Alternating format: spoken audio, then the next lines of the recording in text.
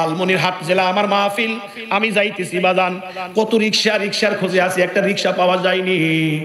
একটা রিক্সাওয়ালা দাঁড়ায় আছে, মাথার মধ্যে একটা সবুজ পাগড়ি, হাতের মধ্যে একটা তসবিহ, চেহারাটা কালো কিন্তু চেহারাটার মধ্যে নূর চমকাইতেছে, আর গায়ের জুব্বাটা তেমন ভালো না, পুরান।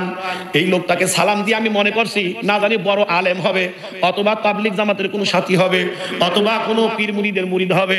ওনাকে সালাম দিয়ে খালি জিজ্ঞাসা করছি, ভাইজান একটা রিক্সা পাওয়া যাবে? তখন সম্ভবত 12:30টার মতো বাজে। ভাই একটা রিক্সা পাওয়া যাবে? উনি মুস্কি হাসিদা বললেন, হুজুর আমি নিজে রিক্সাওয়ালা। আশ্চর্য, কয় কি রিক্সাওয়ালা এত সুন্দর হইতে পারে? যাবো আদিত মারিতে মেশিন মোড় থেকে, আমি ভাড়া মিটাইলাম না, সুন্নাত, কিন্তু আমার দিলের ইচ্ছা আছে যে ভাড়া যাই হোক লোকটা পছন্দ, আমি 500 টাকার একটা নোট দেবো।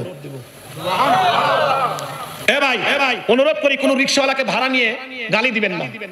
দোয়া শুধু আমার কাছে নাই, দোয়া রিক্সাওয়ালার কাছেও আছে, দোয়া ব্যানওয়ালার কাছেও আছে। ওকে 5টা টাকা বেশি দিয়েন, ওকে 10টা টাকা বেশি দিয়েন, আল্লাহর আরশ কেঁপে উঠবে, দিয়েন। এ মুসলমান ভাইরা আমার, আমি বললাম আদিত মারিতে যাব, আমাকে একটু নিয়ে যান। এই রিক্সাওয়ালা রিক্সা চালাইতেছে, আল্লাহর কি কাম, কিছু দূরে গিয়া জোহরের আজান। এখন আমারে কয় কি জানেন, যেই মাত্র আজান অমনি ব্রেক। হুজুর একটা কথা বলি, কিছু মনে করবেন না? না বলেন।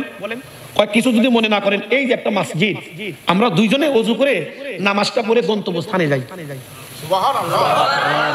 আমি কইলাম ভাই আপনাদের এলাকায় জামাত কয়টা? 1:30, একটা 30 মিনিটে। আমি বললাম সামনে গিয়ে পড়ি, সময় তো এখনো আছে। আমারে কয় কি জানেন, হুজুর কিছু মনে করবেন না, আলেম মানুষ আপনি, হয়তোবা হুজুর আমরা যে আধা ঘন্টায় যাব, রাস্তার মাঝখানে যদি আজরাইল আসে।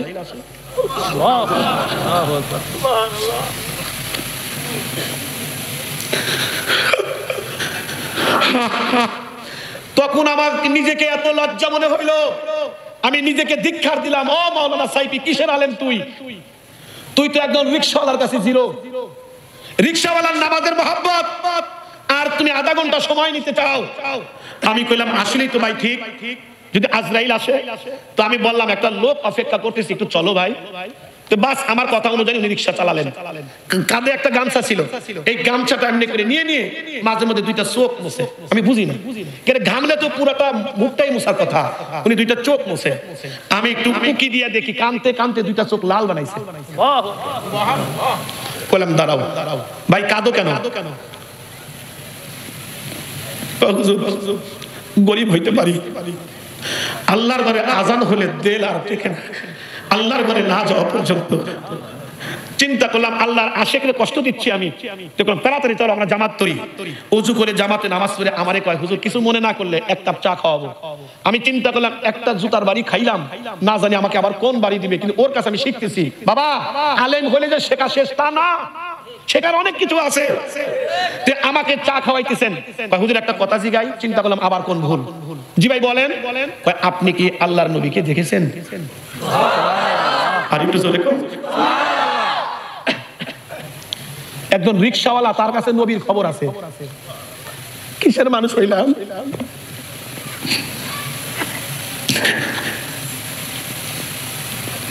একজন রিক্সাওয়ালার কাছে নবীর খবর। আপনি কি নবী দেখছেন? আমি কইলাম যে না, আমি তো বাস্তবে দেখি নাই। হুজুর কেমন দেখা যায়? কিতাবে পড়েন নাই? হ্যাঁ, শামাইলে তিরমিজিতে পড়েছি। হুজুর বলেন তো। আমি একটা অঙ্গের কথা বলতেছিলাম, উনি একটা চিৎকার দিয়ে পড়ে গেলেন। হুজুর বলবেন না, যেভাবে বলছেন হয়তো আল্লাহ আমাকে এইভাবেই দেখাইছে। আরো জোরে।